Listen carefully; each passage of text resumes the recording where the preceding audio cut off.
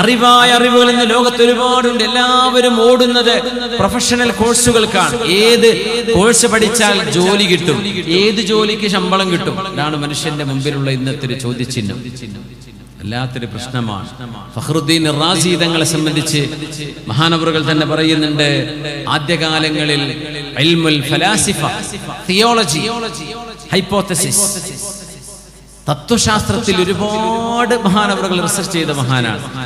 തഫ്സീർ തഫ്സീറുൽ കബീർ എടുത്ത് നോക്കിയാൽ നമുക്ക് അതിന്റെ അതിന്റെ ഒരു ടേസ്റ്റ് ഇങ്ങനെ മനസ്സിലാവും ചെയ്യും.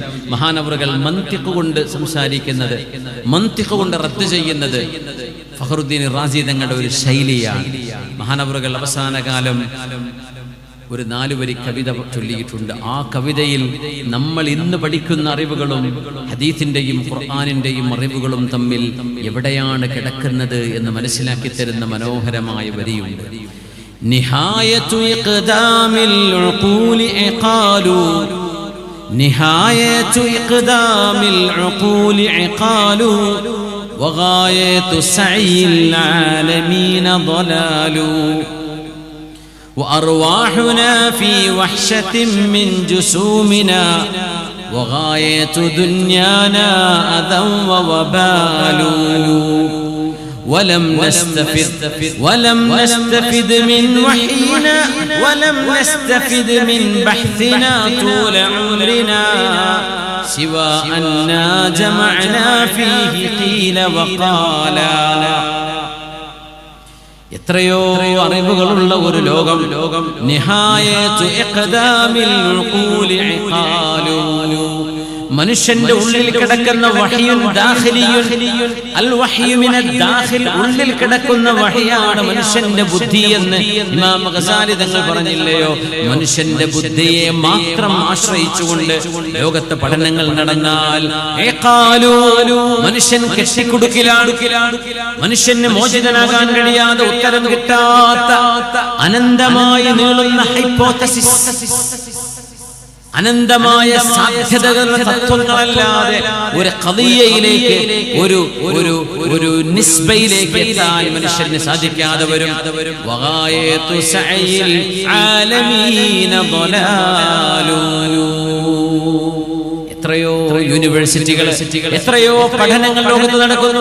അവസാനം ഞാൻ എന്തിനിവിടെ വന്നു, എന്നെ ആര് പടച്ചു, ഞാൻ എങ്ങോട്ട് പോകുന്നു, എന്തിനാണ് ഇത്രയും വലിയൊരു ബുദ്ധി തന്ന് മനുഷ്യൻ ഈ ഭൂമിയിലേക്ക് വന്നത് എന്ന നിസ്സാരമായ ഒരു ചോദ്യത്തിന് പോലും ഉത്തരം കിട്ടാൻ കഴിയാതെ വനിഹായതു സഈൽ ആലമീന ളലാലു, أرواحنا في وحشة من جسومنا، وغاية دنيانا أذى ووبال.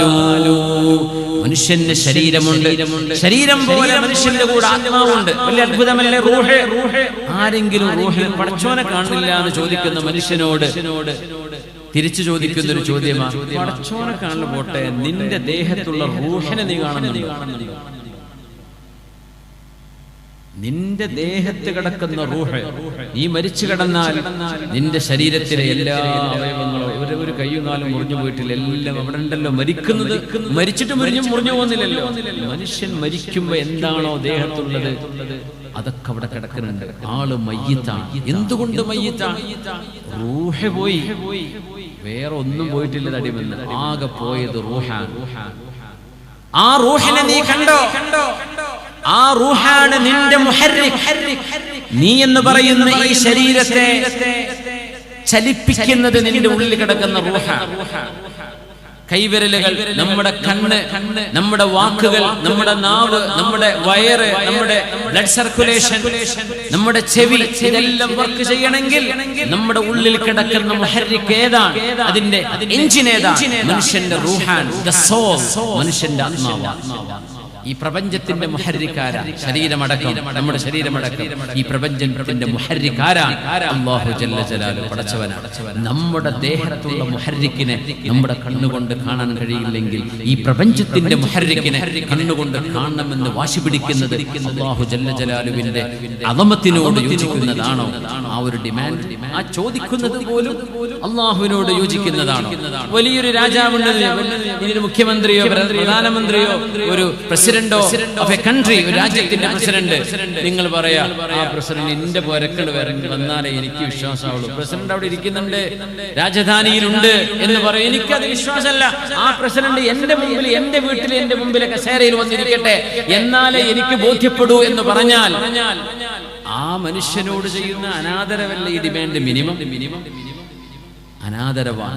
അല്ലാഹു ജല്ല ജലാലു എന്ന മനുഷ്യന്റെ സൃഷ്ടികൾക്ക്, മനുഷ്യന്റെ ദൃഷ്ടിക്ക്, മനുഷ്യന്റെ കഴിവുകൾക്ക്, മനുഷ്യന്റെ ഇന്ദ്രിയങ്ങൾക്ക് അതീതനായ അല്ലാഹു ജല്ല ജലാലുവിനെ കണ്ണുകൊണ്ട് കാണണമെന്ന് ഡിമാൻഡ് ചെയ്യുന്നത് പോലും അല്ലാഹുവിനെ ചെറുതായി കാണലാണ്. അതുകൊണ്ടാണ് മൂസ നബിയോട് റബ്ബി അരിനീ അൻദുർ ഇലൈക്, റബ്ബി അരിനീ അൻദുർ ഇലൈക്, അല്ലാഹുവേ നിന്നെ നീ എനിക്ക് കാണിച്ചു തരുമോ? മൂസ നബി ചോദിച്ച ചോദ്യം എങ്ങനെയാ? പടച്ചവനെ നീ നിന്നെ എനിക്ക് കാണിച്ചു തരുമോ? എന്തല്ല, ഞാൻ നിന്നെ നോക്കട്ടെ എന്നല്ല, ഞാൻ നോക്കിയാ കാണൂല എന്ന് എനിക്കറിയാം പടച്ചവനെ. മൂസ നബി പറയുന്നത് നബിയാണ്, പക്ഷേ നീ എനിക്ക് കാണിച്ചു തന്നാൽ എനിക്ക് കാണാൻ കഴിയും. അങ്ങനെയാണല്ലോ. നീ നിന്നെ എനിക്ക് കാണിച്ചു തന്നാൽ എനിക്ക് കാണാൻ പറ്റും. ഞാനായിട്ട് നോക്കിയാൽ നിന്നെ കാണാൻ കഴിയൂലെന്ന് എനിക്കറിയാം റബ്ബേ. അതുകൊണ്ടാണ് മൂസ നബി ചോദിക്കുന്നത് എന്ത്?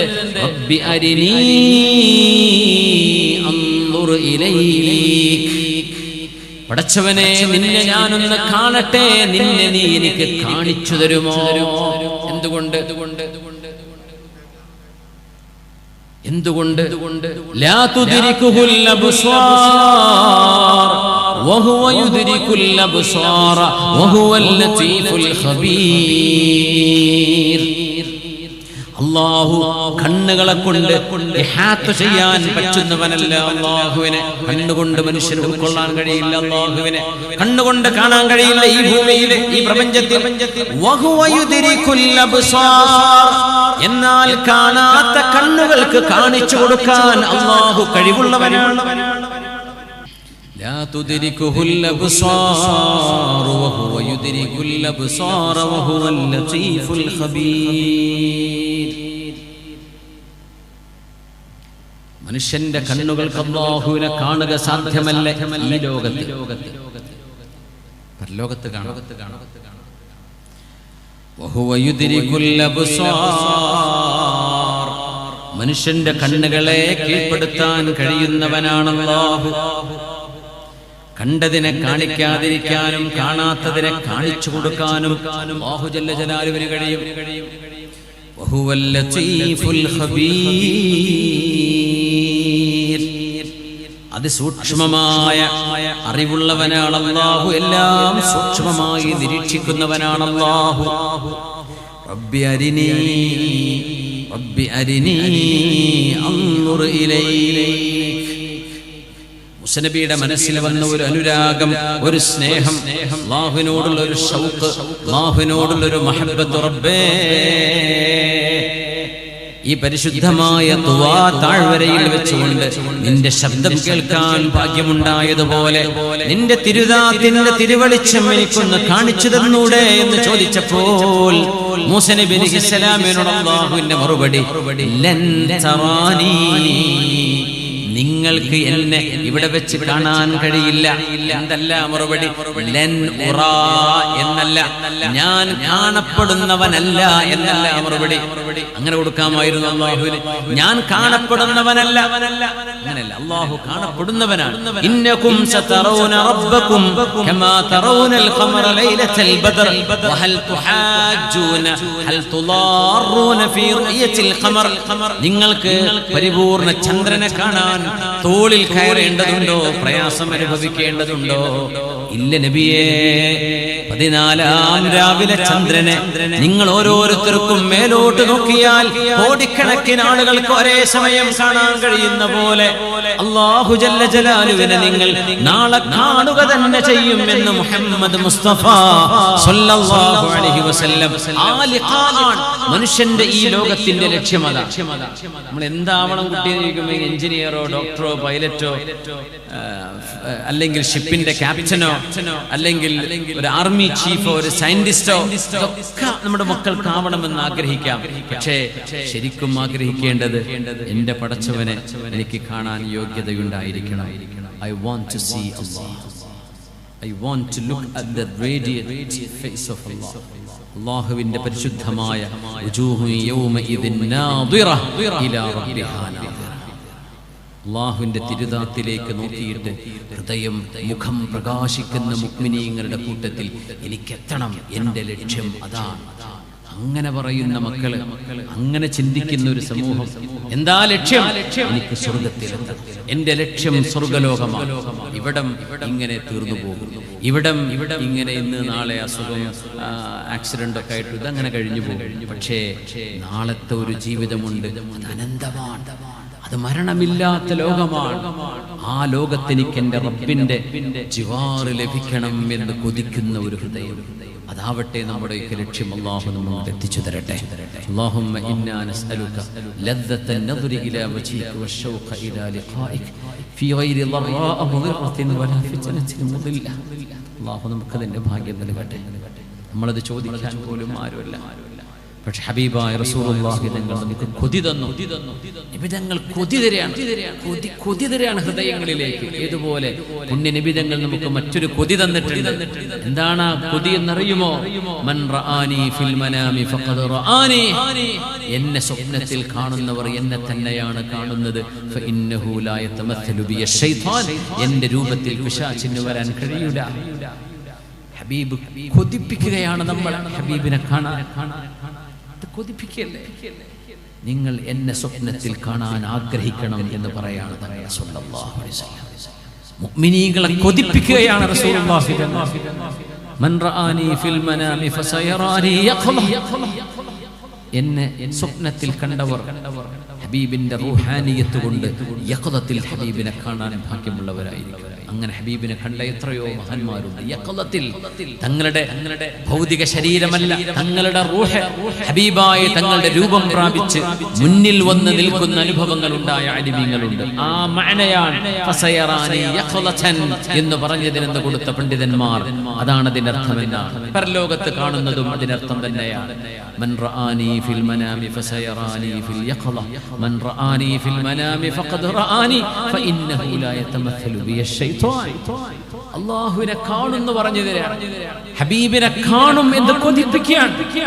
മുഅ്മിനീങ്ങൾക്ക് കൊതി വേണം. എന്തിനാ ജീവിക്കുന്നത്? എന്തിനാ ജീവിക്കുന്നത്?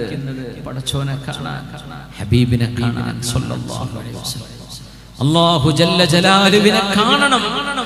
ഈ ഷൗഖിലാണ് മുഅ്മിനീങ്ങൾ ജീവിക്കുന്നത്. ആ മഹബ്ബത്താണ്. വല്ലദീന ആമനു അശദ്ദു ഹുബ്ബൻ ലില്ലാഹ്. വല്ലദീന ആമനു അശദ്ദു ഹുബ്ബൻ ലില്ലാഹ്. Those who believe, they are profound in the love of Allah subhanahu wa ta'ala. പടച്ചവനെ വിശ്വസിക്കുന്ന ആളുകൾ അല്ലാഹുവിനെ മതിമറന്ന് സ്നേഹിക്കുന്നവരാണ്. വിശ്വാസികൾ പടച്ചവനെ സ്നേഹിക്കുന്നവരാണ്. എന്റെ റബ്ബിനെ ഒന്ന് കാണണം, കാണാൻ പറ്റും. ഇവിടെ വെച്ച് പറ്റില്ല, പക്ഷേ പരലോകത്ത് വെച്ച് കാണാൻ കഴിയും. വാദിൽ ലഫീഹിൽ വെച്ച് അല്ലാഹുവിനെ കാണാൻ കഴിയും. ആ റബ്ബിന്റെ റുഇയത്തിലേക്ക് കൊതിപ്പിച്ചുകൊണ്ട് ദുആ ചെയ്യാൻ പറഞ്ഞ റസൂലുള്ളാഹി സ്വല്ലല്ലാഹു അലൈഹി വസല്ലം. അല്ലാഹുമ്മ ലാ തഹരിംന ലദ്ദത്തൻ നദരി ഇലാ വജ്ഹിക വശൗഖ ഇലാ ലിഖാഇക ഫീ ഗൈരി ളറാഅ മുദിറത്തിൻ വലാ ഫിത്നത്തിൻ മുദില്ല. اللهم اجعلنا منهم يا رب العالمين. اللهم اجعلنا منهم. اللهم عاملنا بما اللهم عاملنا بفضلك لا بعدلك يا الله. اللهم عاملنا بما أنت له أهل ولا تعاملنا بما نحن له أهل. اللهم അവന്റെ മഹബ്ബത്തിലാക്കി അല്ലാഹു സ്വീകരിച്ചു തരട്ടെ. ഈ ലോകം ഒരു വെറുതെയുള്ള ലോകമല്ല. ഈ ജീവിതത്തിന് അർത്ഥമുണ്ട്, ഇതിനൊരു മഅനയുണ്ട്. ഈ ലോകത്തെ ജീവിതത്തിന് നല്ല ഒരു കാതലായ വശമുണ്ട്. ഇത് വെറുതെ ഒരു പാഴ്ക്കിനാവ് പോലെ കഴിഞ്ഞു പോകുന്ന ലോകമല്ല. ഈ ലോകം കഴിഞ്ഞ് പടച്ചവനെ കാണാൻ പോകുന്ന ഒരു ലോകത്തിന് വേണ്ടിയാണ് നമ്മൾ കാത്തിരിക്കുന്നത്. ആ ലോകത്തെ ഹബീബിനെ കാണാൻ കഴിയും സ്വല്ലല്ലാഹു അലൈഹി വസല്ലം. ഹബീബിന്റെ സുംറത്ത് അവിടെ കിട്ടും. ഹബീബിന്റെ ലിവാഉൽ ഹംദ് എന്ന കൊടിക്ക് താഴെ മുഅ്മിനീങ്ങൾ ഒരുമിച്ച് ചേരും. സ്വർഗ്ഗത്തിന്റെ കവാടം ആദ്യം തുറക്കുന്നത് മുഹമ്മദ് റസൂലുള്ളാഹ് സ്വല്ലല്ലാഹു അലൈഹി വസല്ലം. അവ്വലു മൻ തൻഷഖു അൻഹുൽ അർദു അന. ഭൂമിയിൽ നിന്ന് ആദ്യമായി ഉയർത്തെഴുന്നേൽക്കുന്നതും മുസ്തഫ റസൂലുള്ളാഹ് സ്വല്ലല്ലാഹു അലൈഹി വസല്ലം. ഹബീബിന്റെ കയ്യിൽ നിന്നാണ് ശർബതൻ ഹനീഅതൻ മരീഅതൻ ലാ യദ്മഉ ബഅദഹാ അബദാ. ഒരു മനുഷ്യന് ഒരിക്കലും ദാഹം വരാത്ത രീതിയിൽ മനുഷ്യന്റെ ദാഹം തീർക്കുന്ന സംസത്തിനേക്കാളും അതിരുചിയുള്ള മനോഹരമായ കൗസറിന്റെ വെള്ളം കൊണ്ട് അല്ലാഹു അനുഗ്രഹിക്കുന്ന കൗസറിന്റെ കോപ്പയിൽ നിന്ന് പുണ്യനിബിതങ്ങൾ കുടിക്കാൻ തരുന്ന അഹ്ലാ മിനൽ അസലി വഅബയദു മിനൽ ലബനി. പാലിനേക്കാൾ വെളുത്തതും തേനിനേക്കാൾ സ്വർഗീയ മധുരവുമുള്ള ആ ഒരു പാനീയം കോരി തരുന്നതും മുഹമ്മദ് റസൂലുള്ളാഹി സ്വല്ലല്ലാഹു അലൈഹി വസല്ലം. അനഫറതുകും ഇൻദൽ ഹൗദ്. ഞാൻ പോവുകയാണ്, പക്ഷേ ഞാൻ ഹൗദുൽ കൗസറിന്റെ അരികത്ത് നിങ്ങളെ കാത്തിരിക്കാൻ പോവാണ് കേട്ടോ എന്ന് പറഞ്ഞുകൊണ്ടാണ് നബി തങ്ങൾ ലോകത്തോട് വിട പറഞ്ഞത്. നോക്കണേ ആ യാത്രയപ്പ്. പുണ്യനബി പറയുന്ന വാക്യങ്ങനെയാണ്, അനഫറതുകും ഇൻദൽ ഹൗദ്. ഹൗദുൽ കൗസറിന്റെ അരികത്ത് ഞാൻ നിങ്ങളെ കാത്തിരിക്കുന്നു. സുബ്ഹാനല്ലാഹ്. ഹൗദുൽ കൗസറിന്റെ അരികത്ത് അല്ലാഹു അവിടുത്തെ കൈകൊണ്ട് ഹൗദുൽ കൗസർ വാങ്ങി കുടിക്കാൻ അല്ലാഹു നമുക്ക് തൗഫീഖ് നൽകട്ടെ. വഅർവാഹുനാ ഫീ വഹ്ശത്തിൻ മിൻ ജുസൂമിനാ വഗായതു ദുനിയാനാ അദം വബാലു. നമ്മുടെ റൂഹും നമ്മുടെ ശരീരവും ഫഖ്റുദ്ദീൻ റാസി തങ്ങൾ പറയാം, ഒരുപാട് കാലം ഫിലോസഫി പഠിച്ചിട്ട് സമയം ഞാൻ വേസ്റ്റ് ആക്കി കളഞ്ഞു. ഫിലോസഫി ഏതോ മനുഷ്യന്റെ തലയിൽ ഉദിക്കുന്ന ഓരോ തത്വങ്ങളാണ്. പക്ഷേ ആ തത്വങ്ങൾക്കപ്പുറമുള്ള വഹ്യ്, പരിശുദ്ധ ഖുർആനും ഹദീസും ഉണ്ടായിരിക്കെ അതിലേക്ക് എനിക്ക് കൂടുതൽ സമയം ചെലവഴിക്കാൻ കഴിയാതെ എന്റെ സമയം മുഴുവനും ഞാൻ നഷ്ടപ്പെടുത്തി കളഞ്ഞല്ലോ എന്ന് മഹാനായ റാസി തങ്ങൾ പറയാ. വലം നസ്തഫിദ് മിൻ بحثنا طول عمرنا سوى أن جمعنا فيه قيل وقالا. കുറെ കീലയും കാലയും ആരോ പറഞ്ഞു, എവിടെന്നോ പറഞ്ഞു കേട്ടിട്ടുണ്ട് എന്ന് പറയുകയല്ലാതെ ഖാലല്ലാഹു വഖാല റസൂലുള്ളാഹ് എന്ന ഒരു ഇൽമിന് വേണ്ടി സമയം ചെലവഴിക്കാതെ എത്രയാണ് ഞാൻ എന്നെ നഷ്ടപ്പെടുത്തിയത്. നമ്മുടെ റൂഹും ശരീരവും ഒരുമിച്ച് ചേർന്ന് കിടക്കേണ്ടതാണ്. നമ്മുടെ ശരീരത്തെ ആത്മാവിന്റെ ലോകത്തേക്ക് കൊണ്ടുപോകേണ്ടത് റൂഹിന്റെ ചിറകിലേറിയിട്ടാണ്. وأرواحنا في وحشة من جسومنا. മദ്യപാനം, ലഹരി, വ്യഭിചാരം, കൊലപാതകങ്ങൾ, കലാപങ്ങൾ, നാട്ടിൽ ഫിത്നയും ഫസാദുകളും പറഞ്ഞു നടക്കുന്നത്, ഇതൊക്കെ മനുഷ്യൻ റൂഹിയായ ബന്ധങ്ങളിൽ നിന്ന് വിച്ഛേദിക്കപ്പെടുമ്പോഴാണ്. ശരീരത്തിന് വേണ്ടി മാത്രം പണിയെടുക്കുമ്പോഴാണ്. നഫ്സാണ് മാത്രമാണ് അവിടെ വിഷയം. എന്റെ നഫ്സ്, ഞാൻ കണ്ടത്, എനിക്ക് തോന്നുന്നത്, ഞാൻ വിചാരിക്കുന്നത്, അതിനുവേണ്ടി മനുഷ്യൻ ചെയ്യുന്ന പണിപ്പെടലുകളാണ് ഇതൊക്കെ. പക്ഷേ റൂഹിനെയും ശരീരത്തെയും ചേർത്ത് പിടിക്കുന്ന പരിശുദ്ധ ദീനിന്റെ ആശയങ്ങളെ എനിക്ക് പഠിക്കാൻ സമയം കിട്ടാതെ പോയല്ലോ. എന്നിട്ട് മഹാൻ പറയാ, വഗായതു ദുനിയാനാ അദൻ വവബാലു. എന്ത് നന്മയാണ്, എന്ത് ഗുണമാണ് ലോകത്തിന് ഈ തത്വങ്ങളെ കൊണ്ടൊക്കെ ലഭിച്ചത്. എന്തേ മനുഷ്യന് പോലും എവിടെയാണ് നന്മയെന്ന് ബോധ്യപ്പെടാത്ത വിധം മനുഷ്യനെ കൺഫ്യൂഷൻ ആക്കി കളഞ്ഞു തത്വങ്ങൾ. അങ്ങനെയാ ചെയ്തത്. അതുകൊണ്ടാണ് ലോകത്ത് നന്മയും തിന്മയും വേർതിരിക്കാൻ മനുഷ്യനെ കൊണ്ട് കഴിയില്ല. കോടതികൾ മനുഷ്യൻ നിർമ്മിക്കുന്ന നിയമങ്ങളിലൂടെയാണ് നടക്കുന്നത്. ശരി തന്നെയാണ്. പക്ഷേ ചില രാജ്യങ്ങൾ ശരിവെക്കുന്നത് ചില രാജ്യങ്ങൾക്ക് തെറ്റാണ്, അല്ലേ? ചില രാജ്യങ്ങൾ തെറ്റാണെന്ന് പറയുന്നത് ചില നാടുകളുടെ ഭരണകൂടങ്ങൾക്ക് ശരിയാണ്. എന്തുകൊണ്ട്? മനുഷ്യനുണ്ടാക്കുന്ന നിയമങ്ങൾ അങ്ങനെയാണ്. അതൊരു അൾട്ടിമേറ്റ് കൺക്ലൂഷനിലേക്ക് എത്തിക്കുക സാധ്യമല്ല. പക്ഷേ വഹ്യും മിനല്ലാഹ്, പരിശുദ്ധ ഖുർആൻ, വഹ്യു റസൂലില്ലാഹ്, പുണ്യനബി തങ്ങൾക്ക് അല്ലാഹു നൽകിയ വഹ്യ്, ആ സുന്നത്തു റസൂലില്ലാഹി സ്വല്ലല്ലാഹു അലൈഹി വസല്ലം, അത് പരിപൂർണമായ അൺഡിബേറ്റബിൾ ഇൻഫാലിബിൾ ട്രൂത്ത്സ്, ഒരു നെഗോഷിയേഷൻ ആവശ്യമില്ലാത്ത, സിദ്ഖുൻ ലാ നിഖാശ ഫീഹി, ഒരു ചർച്ചയ്ക്ക് ആവശ്യമില്ലാത്ത സത്യമാണ് വിശുദ്ധ ഖുർആനിന്റെയും ഹദീസിന്റെയും ആശയങ്ങളെന്ന് പഠിക്കുമ്പോൾ മനുഷ്യന് മനസ്സിലാവും.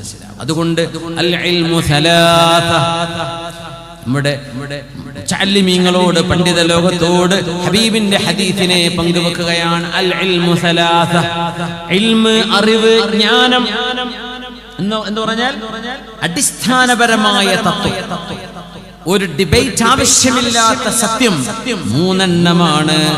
ആയത്തുൻ മുഹ്കമ വസുന്നത്തുൻ മുത്തബഅ വഫരീദത്തുൻ ആദില.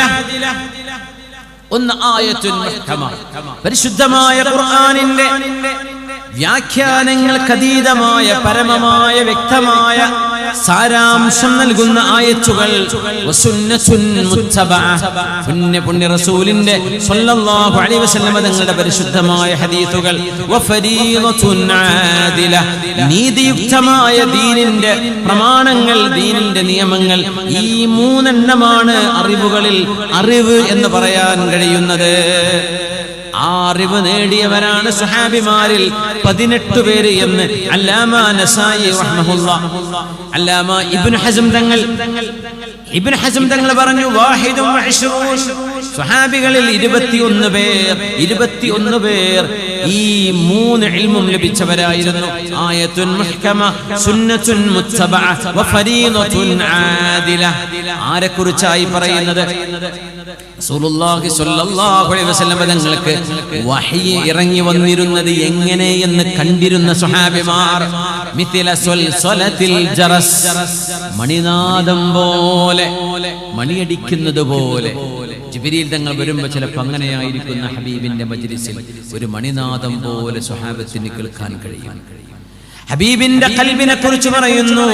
മിഥുലു അസീസിൽ മിർജലി, വെള്ളം തിളപ്പിക്കുമ്പോൾ ആ വെള്ളത്തിന്റെ തിളക്കലിന്റെ ശബ്ദം പോലെ ഹബീബിന്റെ ഖൽബിൽ നിന്ന് ഒരു തിളച്ചുമറിയുന്ന വെള്ളത്തിന്റെ ശബ്ദം ഞങ്ങൾക്ക് കേൾക്കാൻ കഴിഞ്ഞാൽ അത് വഹി വരുന്ന നേരമായിരുന്നു. ഹബീബ് വിയർക്കുന്നത് കാണും സ്വല്ലല്ലാഹു അലൈഹി വസല്ലം. ഒട്ടകപ്പുറത്ത് നിൽക്കുന്ന ഹബീബായ തങ്ങൾക്ക് വഹി വരുമ്പോൾ ആ ഒട്ടകം വഹയിന്റെ ഭാരം സഹിക്കാൻ കഴിയാതെ നടന്നു പോകുന്ന ഒട്ടകം അവിടെ നിൽക്കുകയും മുട്ടുകുത്തി താഴെ വീഴുകയും ചെയ്യുമായിരുന്നു. അത്രക്ക് ഭാരമായിരുന്നു ഹദീസിന്, ആയത്തുകൾക്ക്, ഖുർആനിന്. ഇന്നാ സനുൽഖി അലൈക ഖൗലൻ സഖീലാ, ഭാരമായ വാക്കുകളാണ് നബിയേ അങ്ങേക്ക് നാം ഇറക്കി തരുന്നത്. ജിബ്രീൽ അലൈഹിസ്സലാമിനെ കാണുന്നുണ്ട് സ്വഹാബിമാർ. ആരെപ്പോലെ?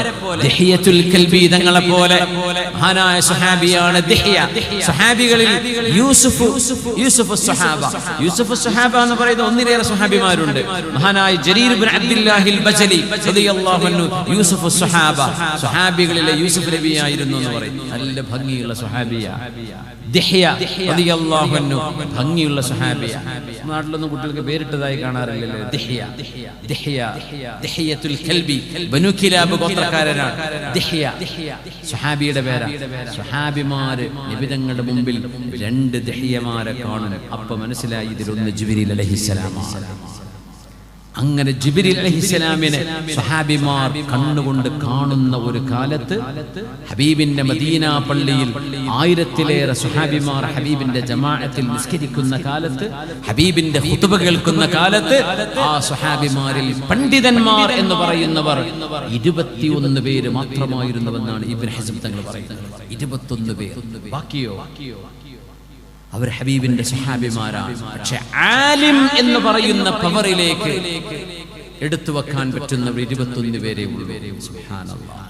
അങ്ങനെയാണെങ്കിൽ താബിഈങ്ങൾ നമ്മുടെ കാലഘട്ടത്തിലേക്ക് വരുമ്പോൾ ഒരുപക്ഷേ നമ്മൾ ആലിം എന്ന് പറയുന്നവരിൽ മഹാനായ ഇമാം മാലിക് എന്നവർ പറയുന്ന ആലിമീങ്ങളുടെ മസ്അലയുണ്ട്. ഇമാം മാലിക് എന്നവർ പറയുന്നു നമ്മുടെ സമാനിൽ അത്തരം ആളുകൾ നമ്മുടെ നാട്ടിൽ ഇല്ലല്ലോ എന്ന് പറഞ്ഞിട്ടുണ്ട് ഇമാം മാലിക് എന്നവർ. സുബ്ഹാനല്ലാഹ്. ഇമാം മാലിക് എന്നവരുടെ കാലത്ത്, ആ കാലഘട്ടത്തിൽ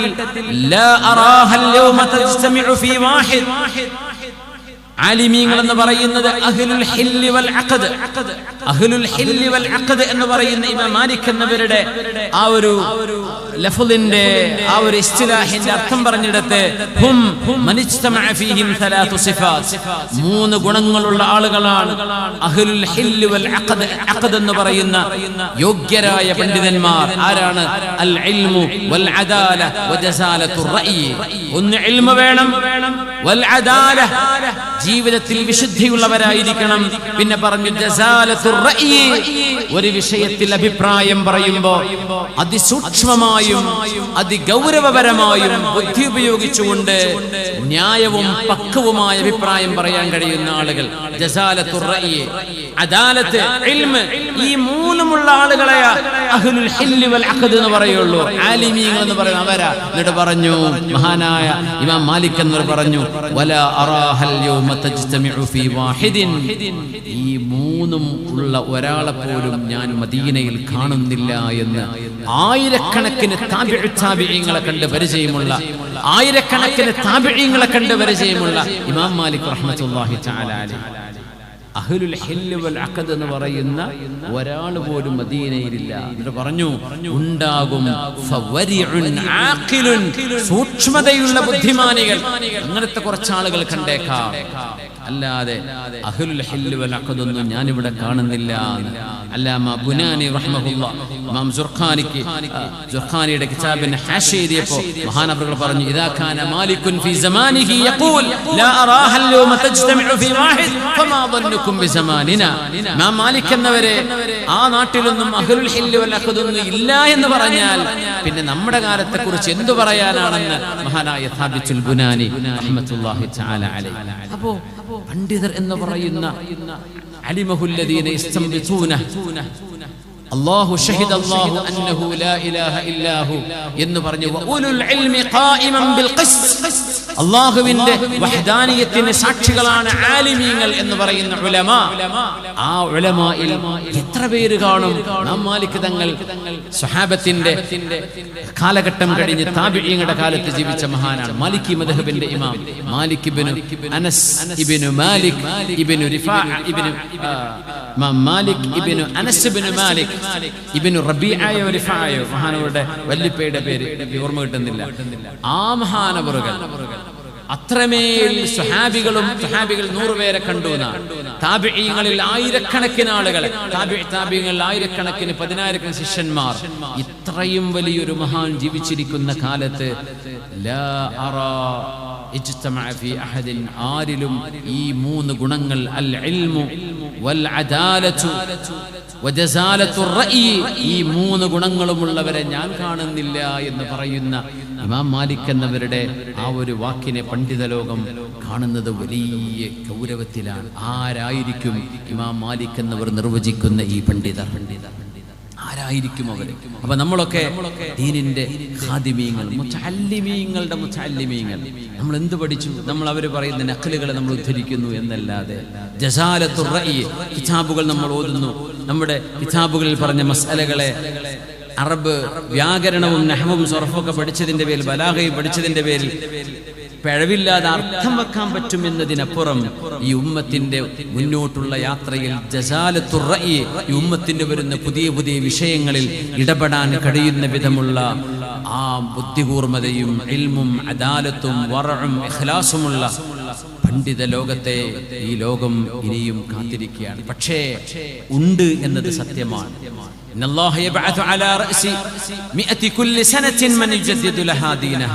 ഓരോ 100 കൊല്ലം കഴിയുമ്പോഴും ദീനിന് ഉണർവ് നൽകുന്ന മുജദ്ദിദീങ്ങളെ അല്ലാഹു പറഞ്ഞേക്കും. അങ്ങനെ മുജദ്ദിദുൽ ഖർനിൽ അവ്വൽ, 1-ാം നൂറ്റാണ്ടിന്റെ മുജദ്ദിദാൻ മഹാനായ ഉമർ ഇബ്നു അബ്ദുൽ അസീസ് റളിയല്ലാഹു തആല അൻഹു ബിഇജ്മാഇൽ ഉലമാ, ലോക പണ്ഡിതന്മാരുടെ ഇജ്മാഅൻ മഹാനായ ഉമർ ഇബ്നു അബ്ദുൽ അസീസ് തങ്ങളെ ആദ്യത്തെ മുജദ്ദിദാൻ.